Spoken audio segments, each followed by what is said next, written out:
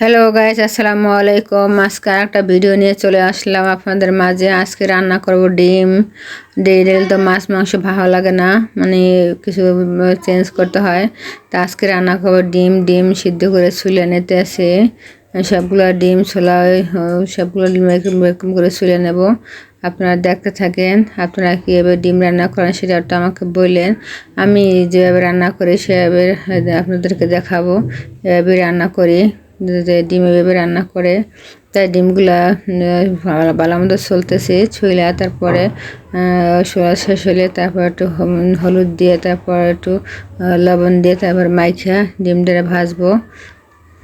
ডিম প্রায় শেষ হয়ে গেছে। এখন লাস্টের ডিমটা একটু বাকি আছে। তারপর একটু ধুয়ে নেই, ভালো মতো পরিষ্কার করে নেই। পরিষ্কার করে তারপর একটু কেচি দিয়ে কাটে নেব। ডিমগুলা ভালো মতো চলতে আসে। ডিম প্রায় 7-8টা ডিম কেসি দিয়ে একটু কাটে নেব, একটু ভাইরা দেবো, কেসে নেব। কেসে দেবো 4-4টা, সবগুলোকে কেসে দেবো যে মশলাগুলো ঢোকে। এখন ফ্রাই প্যানে একটু তেল দিয়ে দেবো ডিমগুলো ভাজার জন্য। একটু হলুদ মরিচ দিয়ে ডিমগুলো মাখাই নিছি। একটু লবণ দিয়ে দিলাম যে ডিমগুলো যে লাইগে না যায়। লবণ না দিলে ডিমগুলো কিন্তু ফ্রাই প্যানে লাইগে যায়। তাই আমি ডিমগুলো ভাজা নিতেছি সুন্দর করে, ঘুরে ঘুরে ভাজা নিতেছি। খুন্তি লাগাই নাই, মানে ফ্রাই প্যানটা ঘুরাইতেছি আর ডিমগুলো ঘুরতেছে। এভাবে সুন্দর করে ভাজা নিতেছি। ভাজতে তারপরে ওদের পেস্ট কাটতেছি। কাইটে সব রেডি করবো, যে ডিমটা হয়ে গেলে তারপর যে বসাইতে পারি। যে ডিম হয়ে গেছে প্রায়, ডিম উঠে নেব। এই যে কড়াইতে ডিম রান্না করবো। পেঁয়াজগুলো দিয়ে দিতেছি। পেঁয়াজগুলো একটু নরম হয়ে আসলে, তারপরে একটু লাল হয়ে আসলে, তারপরে হলুদ মরিচ দিয়ে দেবো। আর ডিমে তো কোনো মশলা লাগে না, খালি একটু আদা বাটা দেবো। আদা বাটা দেব। তাই ডিমে আদা বাটা দেওয়া হয়ে গেছে। এই যে অল্প একটু সামান্য একটু আদা বাটা দিয়েছি। এখন ভালো মতো নাড়াচাড়া করবো, একটু কষাই নেব।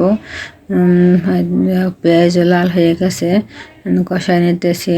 তারপর হালকা হলুদ দিয়ে দেবো। তারপর একটু ধনিয়া গুঁড়ো দেবো, তারপরে মরিচের গুঁড়ো দেবো।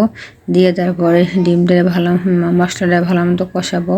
মশলা কষাইয়ে ভালো মতো কষাবো। কষানো হয়ে গেলে তারপর একটু পানি দিয়ে কষাবো। পানি দিয়ে কষাইয়ে তারপরে শুকিয়ে গেলে কাঁচামরিচ দিয়ে দেবো। কাঁচামরিচ দিয়ে তা ভালো মতো কষাই নেব। যে পানিটা যখন ঝোলটা যখন তেল ডিমগুলো দিয়ে দেবো। তো ভালো মতো কষাইতেছি। কষানো প্রায় হয়ে গেছে। এখন আমি ডিমগুলো দিয়ে দেবো। ডিমগুলো দেওয়ার পরে ভালো মতো কষাইয়া তারপর পরে যে লাস্টে যে ঝোলটা আছে সে পানিটা দেবো ডিমটা হওয়ার জন্য। যে ডিমটা এমনিতেই হওয়ানো, সিদ্ধ করা ডিম, আর কত পানি লাগবে।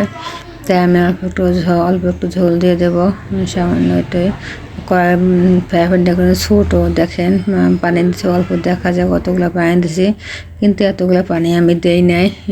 ডিম হইতেছে এরকম হইতেছে, প্রায় আঁচড়া দিয়ে দিতেছি, মাঝে নাড়িয়ে দিতেছি যে ডিমটা একটু সুন্দর করে। তারপর হয়ে আসলে প্রায়, তারপরে জিরে গুঁড়ো দিয়ে দিতেছি। তারপর ডিম প্রায় হয়ে গেছে।